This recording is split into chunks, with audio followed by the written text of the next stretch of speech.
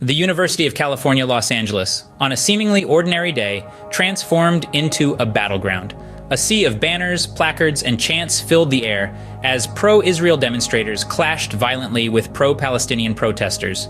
The university's tranquil academic landscape was disrupted by the cacophony of protest, as an encampment of tents erected by the pro-Palestinian faction became the epicenter of a fierce confrontation. This was not an isolated incident.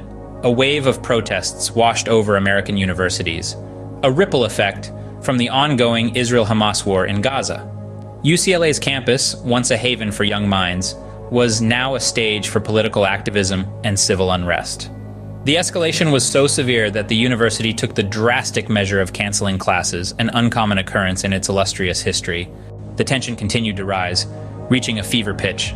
The confrontation escalated, culminating in a violent clash that resulted in a delayed police response.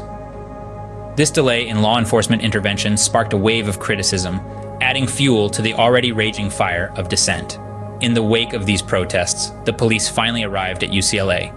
The law enforcement intervention resulted in a standoff between the pro-Palestinian and pro-Israeli protesters.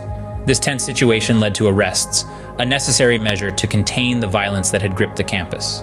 Simultaneously, protests of a similar nature spread across the nation, engulfing campuses with their fervor.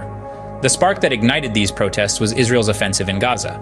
Accusations of anti-Semitism and the involvement of outside agitators further complicated the situation. Some universities managed to reach compromises with the protesters, while others resorted to police action to disperse the encampments. Regardless of the approach, the common objective was to restore peace and order on campus. These protests aimed to defend Palestinian rights and protest the war. However, the ongoing tensions and uncertainty surrounding the ceasefire negotiations added a layer of complexity to the issue. The international community was watching closely, their attention drawn to the protests that had sparked both international attention and condemnation.